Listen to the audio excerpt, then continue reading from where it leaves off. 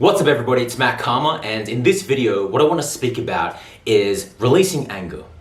This is an emotion that is often overlooked because a lot of people might identify with someone who doesn't hold on to a lot of anger.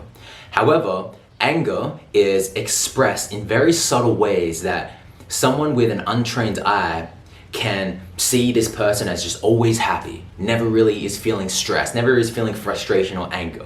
But some examples of subtle ways that people might express their anger are things like sarcasm. For example, let's say that you're someone who identifies with someone who doesn't feel that much anger a lot. I'll put my hand up and say that was me for a very long time. However, I was feeling anger, I was just expressing it differently compared to most people. So for example, let's say that you have a lunch date with a specific person, a friend, and you want to meet at 12 p.m. And here you are, you arrive early because you're someone that is always on time, and that person arrives at 12:10. At first, you might just let it slip and you might not really care. But let's say that that person does it every single week for the next 2 months. You're going to start to get frustrated. And for the 8th week in a row, they end up being late. They show up and you say something like, you're on time again, right? Sarcasm. Sarcasm is a form of unexpressed anger. And when we're not able to speak our truth, right, there's another form, another signal that we have suppressed anger, when we're not able to express our truth. Because not expressing your truth for a very long period of time, over a period of a year, 2 years, or even your whole entire life, there is a lot of things that you wanted to say and you didn't say it, so you held all that emotion in.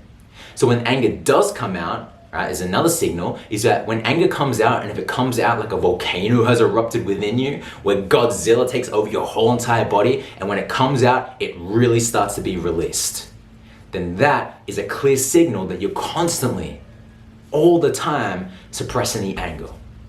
Another signal, another sign of suppressed anger is if you have a lot of jaw tension, a lot of neck tension. Because instead of expressing your truth, or instead of doing a healthy way of releasing anger, you grind your teeth or you clench your jaw subconsciously. So what we need to do is we need to start to identify what are the subtle ways that I might express my anger, or what are the subtle ways that I suppress my anger. So hopefully these little signals can help you identify whether you're someone that is not really expressing your anger in a healthy way. And what we need to do is we need to start to look at anger not as good or bad, but as an effective emotion, as an emotion that is super healthy when used an effective way. For example, let's take passion. Passion, what I find, not all the time, but with a lot of different contexts that passion is in, you might find that when someone is passionate about something, right, you might find it's because they have so much love for something and so much anger against something. Let's take an activist, for example.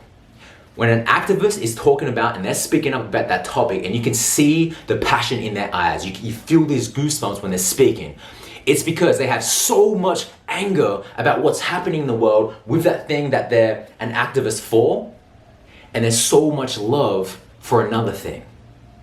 Whether that be an animal activist, whether that be an environmental activist, whether that be someone who speaks up for gender equality, whether that be someone who speaks up for whatever topic, right? Racial equality. You'll always find love and anger mixed together. So when we're someone who suppresses our anger, what might manifest is apathy. Because when we suppress our anger, we also suppress our passion. When we suppress our anger, we can also suppress our sexual energy. A lot of passion, right? Or for males especially, that masculine energy, passion, there is a lot of controlled anger within that, right? You might find that. So it's so important to be able to allow emotion, all emotions, but in this video I'm talking about anger, allow ourselves to honor the emotion, the energy that is flowing through our body. That's all it is. We're just putting a All emotion is, it's just energy flowing through our body, and our mind puts a label on this energy, and we say that this energy flowing through my body is anger. But another person can have the exact same energy flowing through their body, and they might label it as excitement or frustration. So paying attention to the labels we give certain energy flowing through our body, paying attention to the moral judgments that we put on energy flowing through our body. There's nothing wrong with sexual energy. There's nothing wrong with anger. All of it is perfect because it's flowing through our body. So what are some ways that we can allow ourselves to release anger in a healthy way? One of the ways, something that I teach my deep end clients, is something called primal scream therapy. Now, this isn't something that I created. This is something that has been around for so many years. There's so many different ways that I teach my clients to do this, but I just want to give you one of these things because it can easily help you release frustration or anger whenever you're feeling it, or when you associate to a past event and you want to release that emotional charge around what someone did to you, or around what someone said to you, or around a past experience that happened. So for example, here are 3 steps that you can do in order for you to do primal scream therapy. Number 1, what you want to do is you want to reassociate to a past event, or you want to tap into current frustration or anger in your body in the moment. So for example, you can either do this consciously by going into your room or going into a set environment and starting to see what you saw back then, hear what you heard back then, feel what you were feeling in those moments in the past, right? Or maybe something happens in the moment where you're fighting with your partner, or something happens in life and you feel anger all of a sudden, right? So those are the 2 things you can do. That's step number 1.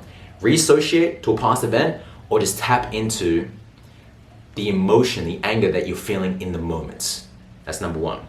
Number 2, what you want to do is you want to get to the point where it's at a level 9 or above energy in your body. So what do I mean by this? You don't want to start to scream, do the primal scream therapy, which is step number 3. You don't want to do that when you're just feeling a little bit angry.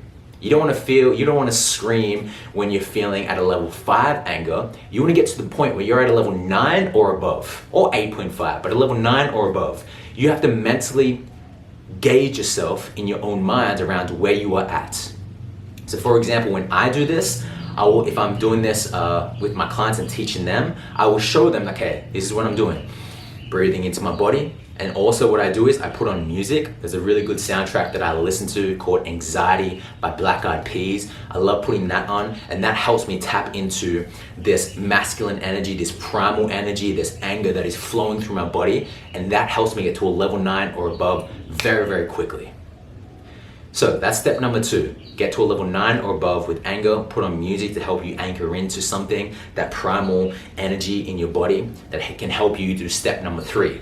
And step number 3 is you want to scream at the top of your lungs.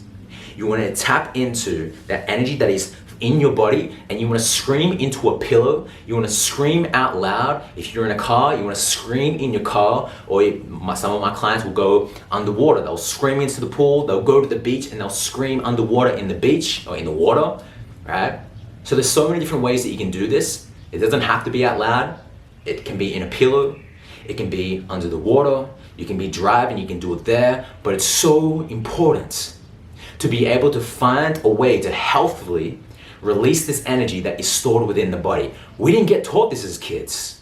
We didn't get taught in year 3, year 4, or in high school, hey, when you're feeling anger, because life is going to happen, and there's going to be times where you don't like what is happening with life right now, and there's going to be certain emotion, certain energy that flows through your body. And when that happens, here's what you do. No, we didn't get taught that. We just get taught maths, algebra. Okay,